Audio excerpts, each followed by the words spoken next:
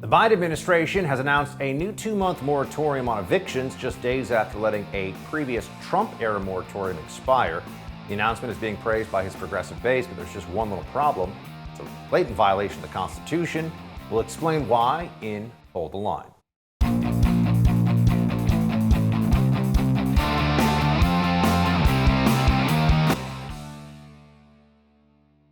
Welcome to Hold the Line. I'm Buck Sexton. So here we are with the Biden administration really losing a lot of momentum in its anti-COVID policies and the public's trust in Biden's ability to get things under control here. And so what are they doing? Well, after the eviction moratorium expired, the left-wing base, particularly the House of Representatives, was in a frenzy about how this would put millions of people out on the street. Never mind the fact that there are landlords who haven't received a check in 18 months, that there are a lot of landlords for whom that income is necessary to pay the mortgage on the property as well as to give them some money to pay their own bills. No, instead of just allowing things to get back more toward normal, not entirely normal when it comes to the housing situation in this country, Biden decided that he was going to allow for the CDC, that's right, the Centers for Disease Control. They apparently own your house, or at least the rights to tell you whether you own your house. Biden understands that this is probably not constitutional, but he's like, I'm a Democrat, doesn't matter. Here you go. The bulk of the constitutional scholarship says that it's not likely to pass constitutional muster. I asked the CDC to go back and consider other options that may be available to them. You're going to hear from them what those other options are. Whether that option will pass constitutional measure with this administration, I can't tell you. I don't know. There are a few scholars who say it will, and others who say it's not likely to. But at a minimum, by the time it gets litigated, it will probably give some additional time while we're getting that $45 billion out to people who are, in fact, behind in the rent and don't have the money. Now, let's all be very clear here. You could find a so-called constitutional scholar to tell you that a ham sandwich should be president. Doesn't matter. It's unconstitutional. What Joe Biden's doing, and he knows it. Even Biden's smart enough. Even his constitutional knowledge stretches far enough that he knows that what the CDC is doing is not okay. But, oh, don't worry, Jen Psaki is there, clean up on aisle 5 to pretend that, well, because it's targeted, the eviction moratorium is somehow okay, because we add the word targeted to it. The president would not have supported moving forward with any action where he didn't feel there was legal standing and legal support. We obviously don't control what the courts do, and we have, of course, seen what the Supreme Court decided and how they ruled, which was not related to public health, as you well know, Kelly, and was related to the relationship between the landlord and the renter. But this is different in that it is more targeted. It is focused on counties with higher substantial case rates to protect renters, and CDC ultimately decided to adopt it. Yeah, it's targeted, you see, because it's a more specified series of constitutional violations. We're all supposed to believe that it is totally fine. Yeah. The Democrats, though, are saying that they love this because this means that a whole lot of people who have been getting a free ride because of COVID, as though those people can't have already gotten vaccinated and therefore should just be living their normal lives and shouldn't have any special protections from eviction that continue ad infinitum. Chuck Schumer is out there praising the far left of the Democrat Party, like AOC and Representative Cori Bush. Oh, Cori Bush did a whole stay out on the steps of the Capitol, camping out essentially in protest. There was like food out on the Capitol steps. She had a sleeping bag, the whole thing. And Chuck Schumer, who was definitely not going to do any of that kind of stuff, is praising AOC and Cori Bush because they fought against the eviction moratorium. There are so many individuals who helped make this happen. First, I applaud the President, President Biden, and the CDC for taking action to protect American families. I want to commend Speaker Pelosi. She and I worked closely together to get this done. from our first conversations with the President in the White House on Thursday on through the weekend and the beginning of this week. But I also want to recognize the amazing courage of my colleagues, including Representatives Ocasio-Cortez, Jones, and Gomez, and above all, Representative Cori Bush. Oh, yes, the amazing courage of extending the government's unconstitutional and unjustifiable seizing of private property, because that's really what this is.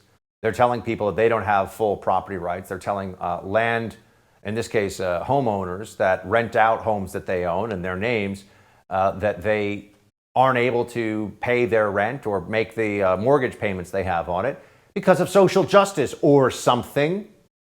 What about the fact that people signed a contract? What about the fact that the economy has been open, right? Biden says he's going to shut down the virus, not shut down the economy. That was what he promised. So people can go back to work. In fact, there are a lot of open jobs out there. How long do you continue with this eviction moratorium? Don't ask those questions. AOC's out there to tell you that this is a big victory for working families. We need governors and municipalities to get emergency rental assistance funds out.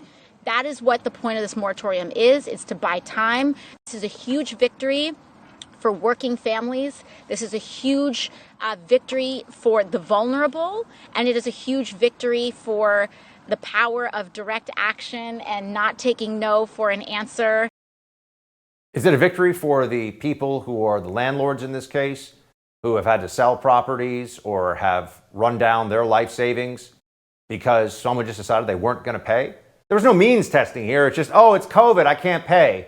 People stay for a year, 18 months, just while the landlord still has to pay, or else the bank will seize the house, right? But that's fair to the left because, they have this whole Robin Hood complex, like they're stealing from the rich and giving to the poor, except is that even really what they're doing? In fact, what you'll see is some of the massive private equity firms out there, Blackstone and others, will go in and buy up houses that now people are going to have to sell because they haven't been able to get the rental income that as an individual landlord they need. But, who's paying attention to any of the reality of what's happening here? Much more important than people feel good about themselves on the left. So that's what we're going to continue to see. And then there's just also the question of lawlessness here.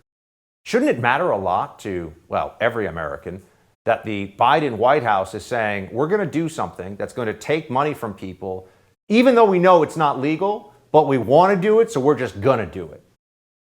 Isn't that kind of lawlessness a cause for major concern? Shouldn't people be wondering, what else do they feel like they'll just say, yeah, it's unconstitutional, but we're going to do it anyway? Here's a collection of headlines, by the way, about this. The Washington Post, Biden's novel eviction defense. Maybe it's illegal, but it's worth it. CNN, Biden shows he's ready to make drastic moves in the COVID-19 fight, even if he's not sure they're legal. When you're the Biden White House and you're not sure something's legal, it's illegal. That's pretty obvious, right? Otherwise, they'd be making the case in the opposite direction. Breaking the law because it feels good for Democrats. They're doing it all over the place during COVID, and the eviction moratorium is just the latest example of it. All right, we'll have more on the Biden administration's unconstitutional eviction moratorium when we come back in a moment. But first, I want to tell you about my friends at My Digital Money. Everyone wants to invest in cryptocurrencies, but it's not easy to get started. That's why Colin Plume, the CEO of Noble Gold, decided to create My Digital Money. It's an easy-to-use, self-trading crypto IRA platform with concierge-level customer service. It's one of the few U.S.-based cryptocurrency companies that will answer your phone call and help you get started. And because your comfort and security is their top priority, they offer unparalleled military-grade security for your coins, trigger orders so you can help get those gains or limit losses without having to be on your account 24/7, play money so you don't have to actually risk money to test out how the market's doing. And with the recent pullback of most of the major cryptocurrencies, this could be a great time to get started. When it comes to your money, you deserve a team of dedicated professionals that have your back, speak to you honestly, and treat you like a human, not just a number. Check them out at mydigitalmoney.com. That's mydigitalmoney.com. We'll be right back. Well, let's talk about what he did do, or what he said he did with these executive actions. Are they legal? And if you don't think they are you going to sue to block them?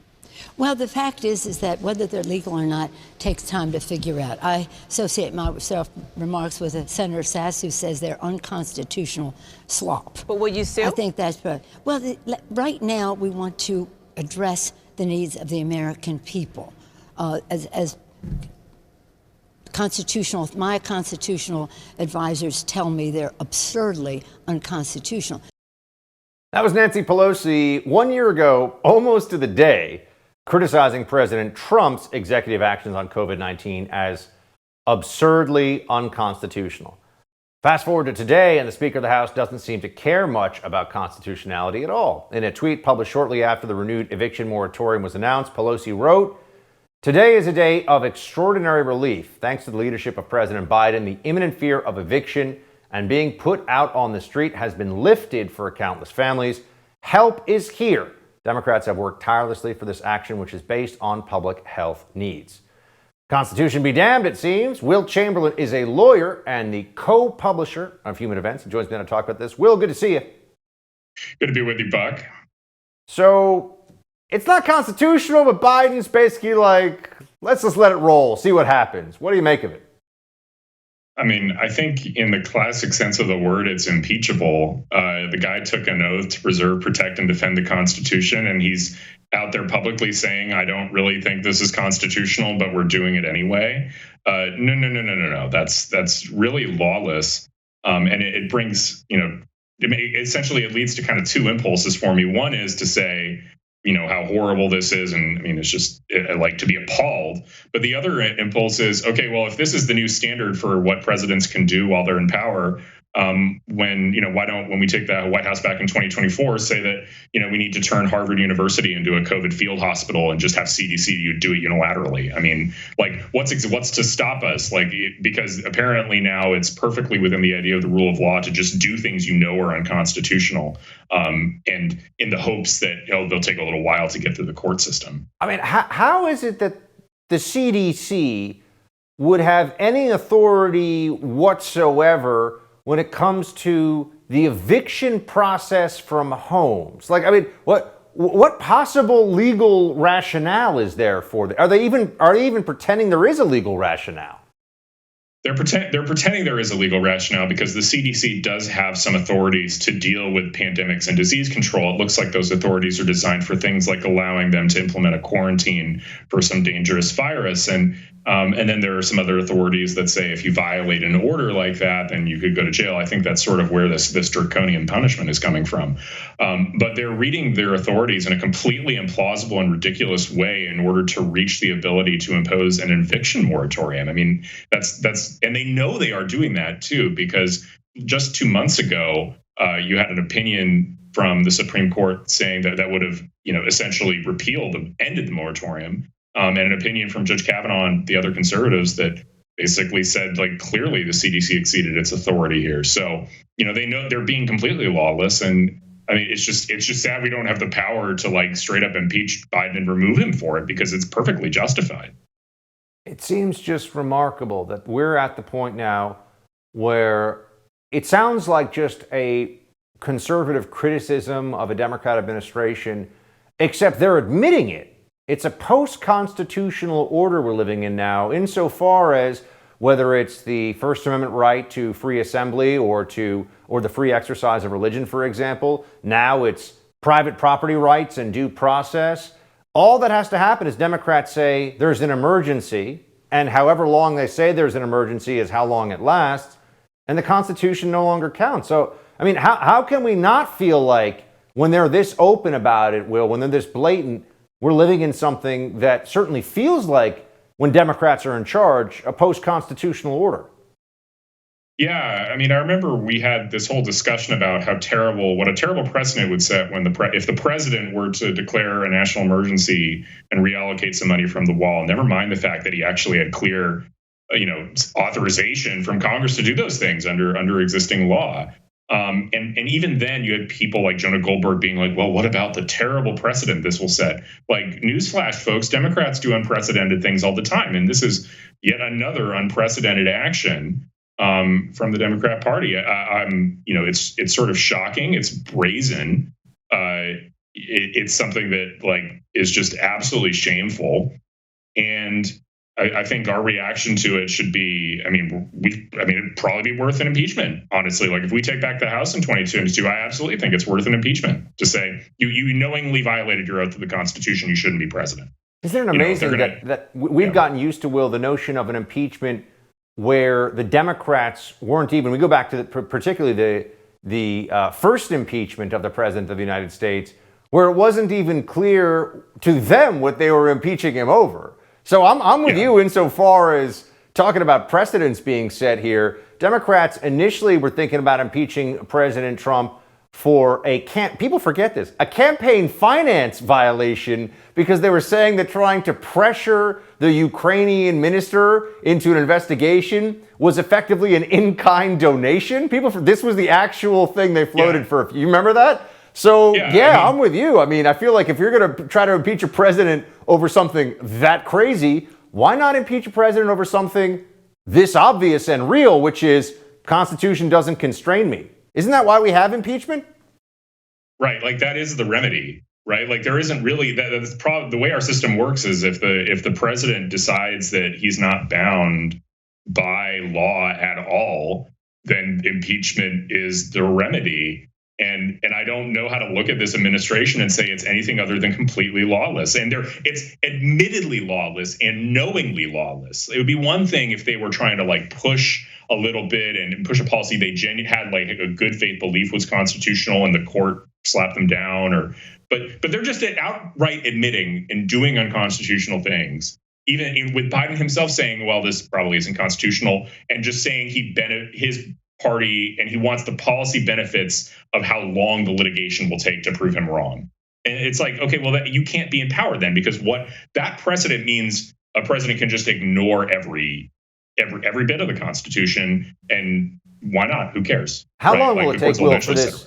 I mean, assuming that it is going to be found lawless, to be lawless in the courts, how long will that take? And then don't the Democrats essentially, it's a 60-day moratorium, right? It'll probably take longer than that unless we get a universal injunction from some brave judge. And I don't know if there's a judge out there in the circuit courts brave enough to do it in the places affected. But I mean, is there any injunctive relief, dare I say, on the horizon? Is there any way this actually doesn't just become the Biden administration gets what it wants, the laws be damned? I mean, I hope so. You could easily see a situation where by the time it actually makes its way to the Supreme Court, the issue is moot because the moratorium's over. And that's sort of, I think, the strategy that they're going for. Like, well, if we just do a temporary moratorium, the courts just don't have the capability to really intervene before it's over. They don't act quickly enough because you have the district court briefing, a judge decision, the appeal briefing, another decision. Those things, they can't. Getting all that done in 60 days is very challenging, and courts generally like to act more slowly than that. So they're taking advantage of kind of a loophole in the way our system works, which is the executive being the kind of fastest moving branch with the most employees and the most power can act and change the landscape politically and legally, and the courts are just wildly behind. I mean, they're dragging behind. The executive branch has 1 million employees, and every judge has 4. Right. This is how they do it. They just figure out. They don't even. It's not even do it and beg for forgiveness later. They're not. They don't even care. They just go with it and know the system can't catch up. Will, good to see you, man. Thanks for the analysis. We'll talk to you. Absolutely. Startling images from Texas as thousands of migrants continue to pour into the U.S. Townhall.com's Julio Rosas is at the border right now. He's going to give us an update when we come back. But first, let's talk about the most important, most valuable asset you own, your home. I mean, how much equity do you have in your home? 50,000, 100,000, more? Cybercrime experts are alerting homeowners that the more equity you have, the greater the chance foreign and domestic criminals will come after you. Home title theft is one of the fastest growing crimes out there. In fact, Home Title Lock, America's leader in home title protection, is alerting homeowners they could already be a victim and not know it. Here's how it goes down. First, cyber thieves search hundreds of public databases for high equity homes. Next, they pull your home's online title, forge your signature stating you sold your home, and take out loans using your equity. You're not covered by insurance, your bank, or common identity theft programs. Protect your most valuable asset now. Register your address to see if you're already a victim and receive a complete title history of your home, a $100 value free. Go to HomeTitleLock.com. Again, that's HomeTitleLock.com. We'll be right back with Julio Rosas from townhall.com.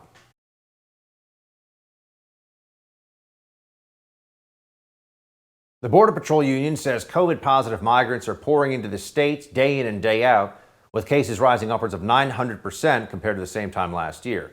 This comes on the heels of the report the Biden administration will administer the Johnson & Johnson vaccine to migrants during this uptick in confirmed cases.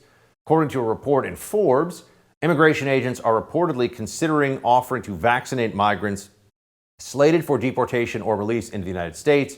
Border crossers who are removed from the country within hours of their arrest won't have access to doses, which will exclude 58% of migrants arrested at the border. Some migrants held by Immigration and Customs Enforcement, which enforces immigration laws in the country's interior, have already been inoculated, but vaccination rates remain fairly low as of last month. Senior writer at townhall.com, Julio Rosas joins us now. Rojas joins us now on the show. Julio, thanks for being with us. Yeah, thanks for having me, Buck. So you're currently on the ground in McAllen, Texas. Can you just tell us what are you seeing right now as it unfolds day in and day out at the border? So it's a multifaceted problem here in these border towns. And one of the reasons is just simply because, we were over in El Hidalgo, Texas, right by the port of entry, and they opened up the gate for all the people that had just illegally crossed into the United States so that they could start processing them. So that's kind of the front end of it. The back end is then you go into downtown McAllen, right across the street from the Greyhound bus station. There's the Catholic Charities, where Border Patrol is having to release a lot of people over the course of the day. Buses were coming every 15 minutes, dropping off all these family units and unaccompanied minors. And so once they're done being processed by the Catholic Charities, sometimes they're tested for COVID, sometimes not. They then make their way over to either the bus station across the street or to the McAllen International Airport to continue on to go to wherever they're trying to get to. And just the fact of the large number of people who are coming, there have been people who have been released without even a notice to appear for their court cases, just because the volume has just been so much. Give me a sense of the conditions for some of these migrants when they're arriving, with regard to any checks for COVID positivity. Are they running tests? Are they just asking, does anybody have a cough or is anybody sneezing? What kind of health screening, if any, is going on with these large numbers of migrants showing up illegal aliens showing up every day? Yeah, so as I was saying before, sometimes they are tested by the non-government organizations, the NGOs, but that's if the migrants who are, after they're released from Border Patrol custody, that's if they choose to go to the NGO. Sometimes they don't. And then, of course, then the issue is then we also have people, the gotaways, the people who don't want to get caught by Border Patrol. And those numbers have reached their highest levels in recent years, who are able to get away from authorities and continue on to wherever they're trying to get to. So it's a bit of a hit or miss sometimes on whether or not they get tested for COVID. And then, of course, obviously, sometimes it depends on when the results come back. And so even if they are tested positive, then they might already be well on their way to wherever. And so some of the charities down here, they are putting them up in local hotels to quarantine them. But as we saw in La Jolla, Texas, which is about 20 minutes from us, they weren't staying quarantined inside their hotel rooms, and they were congregating at the local Whataburger. Fox LA reports that 7,000 COVID positive migrants have been found in McAllen, Texas since February. 1,500 newly infected have arrived in the last week alone. Is this further overwhelming Border Patrol's ability to do its overall mission and try to secure the border? Now there's not only is there a security and a humanitarian mission that there are missions that they have to handle, but there's also a health mission. Right, and so that's part of the problem that with the Title 42 not applying to everyone who Border Patrol encounters, and that's the change that the Biden administration made after Biden got into office. And so under Trump, Title 42 applied to everybody. So it didn't matter if you're an unaccompanied minor or not, because of this pandemic that we're in. You were going to be deported right away, just so that you didn't congregate in the Border Patrol facilities, and then they would then be infecting each other and then also exposing the Border Patrol agents.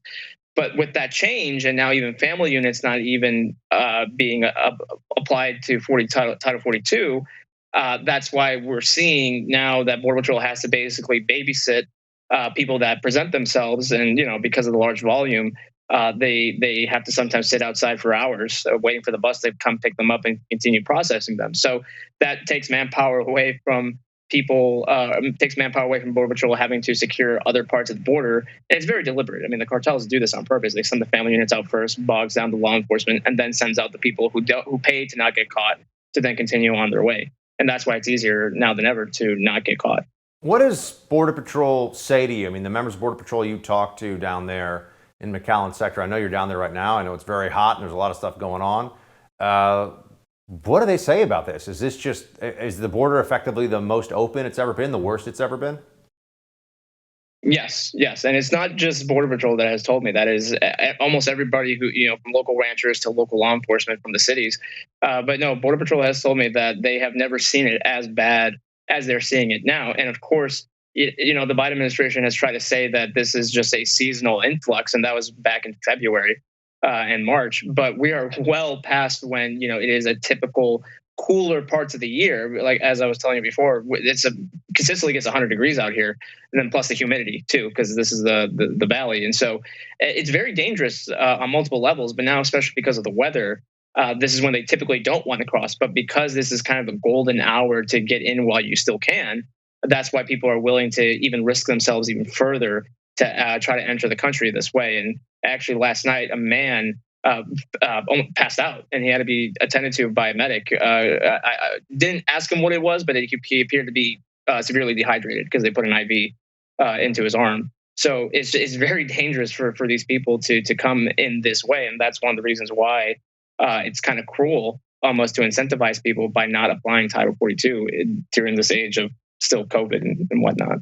Some are speaking out against the Biden administration's incredibly poor handling of the border situation, including Governor Ron DeSantis of Florida. Here's what he said. Why don't you do your job? Why don't you get this border secure? And until you do that, I don't want to hear a blip about COVID from you. Thank you. Seems like some people have had enough with the COVID regulations when we've got a wide open border with a lot of people who have COVID coming across it, Julio. Yeah, and that's why it's kind of frustrating, because look, we're either in a global pandemic still that requires us to go back into the early days of the pandemic with lockdowns, mask mandates, and whatnot, or we're not, and it's perfectly fine for these people to come into the border the way that they are. I mean, the northern border is still very closed. I've been up there, and it's negatively affected the towns because non-essential travel has been banned since last March, and that has hurt the commerce for the border towns in the United States. And so then they look and see how the southern border is, and it is basically wide open. And so it doesn't make any sense for the Biden administration to tell us that we have to take these measures because of the Delta variant, despite the fact having 3 vaccines and whatnot. And yet they're going to incentivize people to come in this way, because even if they do make it to the United States, they get put in stash houses where there's zero social distancing of any kind. Oftentimes they're found not wearing masks. So they're endangering themselves. And because it's being incentivized by the Biden administration, by changing the policy, by changing the rhetoric towards the border. And so it just doesn't make any sense at all. And so that's why people are getting frustrated. It's like, look, either we're in a pandemic or we're not, and we have to act in one way, but they want to have it both ways. Julio Rosas, good to see you, my friend. Good work down there. We'll talk to you soon. Thank you. The Windy City, Chicago, is in the midst of a violent crime wave, and now students from University of Chicago are speaking out about the city's incredibly inept leadership. Up next, we'll talk to University of Chicago student and writer for The Federalist, Evita Duffy, about the city's response to the ongoing and rising bloodshed. But if you're anything like me, you have to start your day with some serious caffeine, and that means kicking myself in the you-know-what with a dose of Black Rifle coffee. Not only is it some of the best coffee I've ever had, it's a veteran-owned company that serves it. This is premium coffee for people who love America. Black Rifle supports veteran law enforcement and first responder causes, and they want you to have a fantastic summer and a great fall with some delicious Black Rifle in your cup. Black Rifle Coffee imports high-quality beans from all over the world, roast them 5 days a week at their facilities in Tennessee and Utah. The team at Black Rifle Coffee is always researching and experimenting with new methods of roasting and coffee origins so they can give you the absolute best tasting stuff. Purchase at blackriflecoffee.com/buck. Use code BUCK at checkout for 20% off your purchase and your first coffee club order. Fuel your summer with America's coffee, Black Rifle Coffee. We'll be right back with more. Hold the line.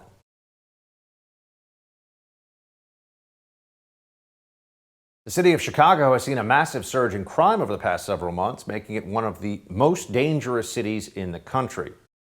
And despite the skyrocketing violence, new analysis from the city's court records show only one person has been charged in relation to the city's 39 mass shootings this year. One person. Outraged students at the University of Chicago are now speaking out against leadership and their policies, with one student calling out Mayor Lightfoot, saying, quote, "It's wrong that politicians of Chicago are flat out lying to people because of the city claiming crime is going down when it very much is on the rise and nothing is being done to stop it."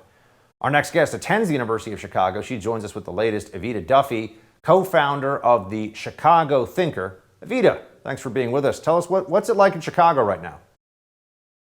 Well, so actually, I have decided, based on seeing how things have gone over the course of the pandemic and the BLM rioting of last summer, that I'm not going to return to Chicago. So this summer, I have been home. My friends have been in Chicago over the summer, and those who chose to stay have all said that it was a good choice on my part and that things have become really out of control in the city. And just last month, a peer of mine, a year younger than me, a boy named Max Lewis, was shot and killed on his way to a summer internship writing the CTA. And before that, in January, there was another grad student who was killed by a stray bullet in a parking garage. So the situation is not good. Students are unsafe. Citizens are unsafe. And it's a real mess. And it's actually very terrifying. So you yourself know somebody then who was struck and killed by a bullet in the city of Chicago, which obviously brings it home in a tragic way. And we're sorry to hear that. Are the people of Chicago in general all in agreement that this is an unacceptable state of affairs? Has everyone kind of realized that the crime situation is above just the usual partisan back and forth and something that is an imminent concern that must be tackled? You know, I hope so. I mean, to me, what tells me that people are not coming around to the real issues in Chicago is that we still have a very vibrant anti-police movement on my college campus and on all the other college campuses throughout Chicago. And they are advocating to get rid of not just Chicago police, but our campus police, our UCPD. And our UCPD, ironically, is mostly Black and Hispanic. And so they want to literally abolish the thin barrier that we have against the increasing gang violence. You know, cops in Chicago are outnumbered 10-1 by gang members in the city. So it is a mess. But like I said, it's difficult to see if people are really coming around just because radical leftists still believe that police are the problem. Mayor of Chicago, Lori Lightfoot, recently at a June press conference said this. Wanted to have you react to it. Crime is not out of control in our city. In fact, crime is on the decline. All of our major indices showed a decline in crime, and our homicides and our shootings year over year are down. That's a fact, sir. What do you say to that? Well, of course, it's a flat out lie, but I wonder if we can even blame Lori Lightfoot for this egregious error on her part. She has her own private taxpayer funded security. And so she is never going to feel unsafe in the city of Chicago. But my friends and I who are writing CTA or going to the grocery store after dark feel unsafe all the time. And she needs to be in touch with the regular people who don't have their own security in the city, because maybe she would understand what's really going on. Now, there's a statistic, there's some numbers we pulled here, but the rise in crime from this year, July 21st to 27th, compared to last year, you got a 25% increase in shootings, 25% increase in thefts, 29% increase in murders, according to Chicago PD. Are you aware of any initiative that is underway that is a meaningful effort to try and turn these numbers around? I mean, you mentioned there's still an anti-cop movement that's vibrant in Chicago, which just seems, I mean, to me, completely insane, but also entirely believable considering what the Democrat Party has been. Do they have some kind of additional deployments that are going on? Are they doing more, after school basketball or baseball programs or something? I mean, what's the city actually trying to do to turn these numbers in the other direction? As far as I know, nothing. What they are doing is the state attorney, Kim Fox, is not prosecuting criminals, very well known for not doing that. And on top of it, they are releasing criminals from prison, not just regular, not nonviolent offenders, actual murderers to slow the spread of COVID. So the city is only exacerbating the problems that we're seeing right now. And as for the law enforcement side of this, we know that 363 Chicago police officers left the force this year. This tracks with what's happened in a lot of other places, major metro areas across the country, where sure, every year there'll be some cops who retire or perhaps just decide they're going to quit for whatever reason. But there's been a big jump in the numbers of officers who, in the post-BLM 2.0 era, seem quick to either retire or in some cases even decide that they want to leave the force before its retirement time. So is that, you think, indicative of the movement, the anti-cop movement that's going on here? I mean, are cops feeling like the lack of support at the political level is a reason to go and do something else? Yeah, I mean, Chicago is totally run by radical leftists from every level of city government, and so it's no surprise that they feel totally unsupported. Not just policy wise, they're unsupported, like I just laid out, but also it's the rhetoric too. It's that Lori Lightfoot and others in the city government want to play both sides. They want to say, oh yes, we support the police, while at the same time trying to appease their voters, and that appeasement is anti-police activism. And so I don't blame any of them. They have no support from the city level, and crime is only getting worse, and it's a thankless job. So I am saddened to see that all these cops are leaving, but at the same time, I can't really blame them. Evita, thanks for joining us, sharing your perspective. We'll have you back on soon to talk more about this. Thanks so much for having me. Coming up, Disney introduces the world's first gender-bending Muppet. Are you ready for Gonzarella? Is that really what they're calling it? I don't know. That story's coming up in Quick Hits. But first, let's talk about the cryptocurrency market. Look, a lot of people want to get involved in crypto. Bitcoin, Ethereum, any number of the dozens of tokens out there. But how do you get started? Well, to answer that question, Colin Plume, the CEO of Noble Gold, created My Digital Money. It's an easy-to-use, self-trading crypto IRA platform with top-tier customer service. It's one of the few US-based cryptocurrency companies that'll answer your phone calls and help you get started right away. And because your comfort and security is their top priority, they'll give you an unparalleled military-grade security for your coins, trigger orders to help you secure opportunities for gains or limit losses without having to watch your account 24/7. A play money account so you can test the market without risking real money. And with the recent pullback of a lot of major cryptocurrencies, this could be a great time to get started in the crypto markets. When it comes to your money, you deserve a team of dedicated professionals who have your back, speak to you honestly, treat you like a human, not just a number. Check them out at mydigitalmoney.com. That's mydigitalmoney.com. Quick Hits are up next. Stay with us.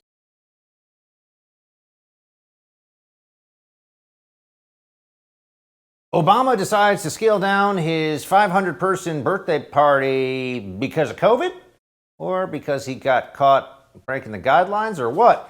Plus, de Blasio takes aim at King Cuomo, calling the disgraced governor an embarrassment. Ooh, we're going to have some fun with this one. Let's get into it with Quick Hits. The Muppets. We did mention that in our little intro there, but we want to keep you on your toes, folks. The Muppets are beloved puppets for children. Puppets known as Muppets. And I haven't seen a Muppet in quite some time. I think it's also a term of general disparagement that people use in the UK. They'll just call someone, it's like calling someone a jerk. But anyway, a Muppet is a character, or there are characters out there, and there's a Muppet now. Oh, I'm sorry. This is Muppet Babies. Pardon me. This is for the even younger generation. And there's a character who cross-dresses now as a baby to become Gonzarella. I really wish I could wear one of those princess dresses to the ball. Well, I hate to see a good pal feeling bad. So tell you what, I am gonna grant your wish. But the girl said I'm not supposed to wear a dress. I don't want everyone to be upset with me. What's your name? You can call me Gonzarella.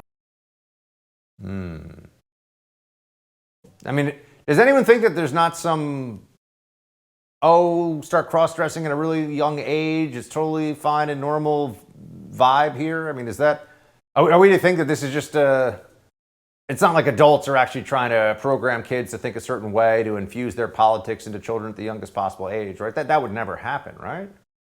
But then why is this happening? Why are we learning about Gonzalez? What exactly is going on with that?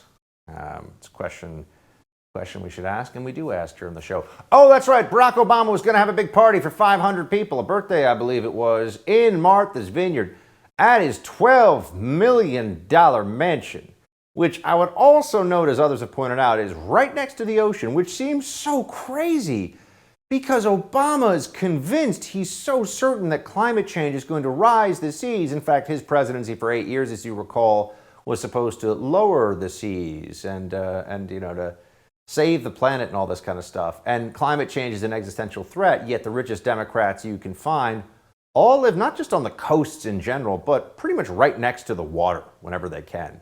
So interesting, isn't it? They tell you that the world's going to end because of climate change, and yet they won't give you a great deal on their $10 million Malibu beach house that's right on the water.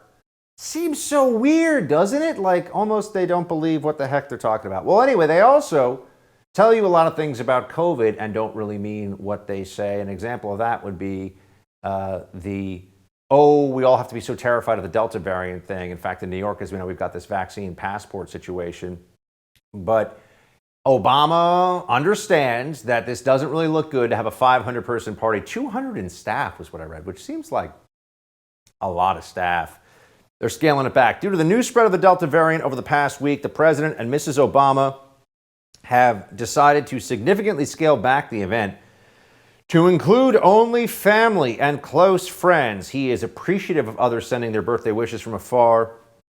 Looks forward to seeing other people soon. So turned out that the pressure over this one was enough that even Obama himself, the most beloved figure in the Democrat Party to this day, has to kind of pay attention to the public perception around having a massive party with a whole lot of people who are going to be indoors and in close quarters and not abiding by, it's not even really clear what. And I just want to also say, this is important. I have no problem with Obama having a party for 1,000 people. I think that'd be fine. I think that people should be able to have a party for whomever they want, as many people as they want right now. I'm talking full-scale normalcy all across the board. So I would have, hey, maybe if I was even invited to the Obama party, I would have gone, but obviously they're not going to invite me, which is a shame because I'm super fun at parties, but they don't know that. They just think I'm some crazy conservative. But the problem here is that the Democrats are the ones that are actually telling everybody, oh, you've got to be so scared. And then they don't act like they're scared at all. Also, you're supposed to be scared, it seems, of Governor Cuomo, at least according to Bill de Blasio, the mayor of New York. Here's what he says. Him trying to put out some video, slick video, to say it's culturally okay to harass and assault women, that's ridiculous. And it was an embarrassment. And it's not okay. It never was okay. It wasn't okay 50 years ago. It wasn't okay 100 years ago. So stop with this attempt to say culturally somehow he's allowed to do what he did. No, it's not acceptable. He needs to resign. Let's get this over with because the entire state has spoken now. He needs to resign. Let me just keep reminding you that I've been saying all along, he's not gonna resign. I could be wrong, but do you think I'm wrong? How often am I really wrong here on this show? He's not gonna resign. Maybe they could force him out, very unlikely. But he's not gonna, this guy's gonna go down fighting. This is who he is. He is the governor in his own head. That's all that really matters. This is a part of him. This is his core. He's not gonna give that up. He's not gonna give that up because of a report that's, it doesn't matter how accurate it is, doesn't matter how bad it looks for him, he doesn't care at all. And once again, it is possible for even Bill de Blasio to be correct on something. DeSantis is the champion of freedom in Florida. That continues. Here's what he says about kids and masks. If you're trying to deny kids a proper in-person education, I'm going to stand in your way, and I'm going to stand up for the kids in Florida. If you're trying to restrict people, impose mandates, if you're trying to ruin their jobs and their livelihoods and their small business, if you are trying to lock people down, I am standing in your way, and I'm standing for the people of Florida. Yes, he is. No lockdowns, no mask on kids, no craziness anymore.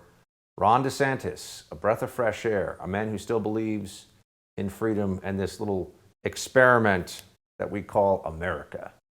Oh, yeah. All right, that's it for tonight's Hold the Line. The No Spin News with Bill O'Reilly is up next. Shields high.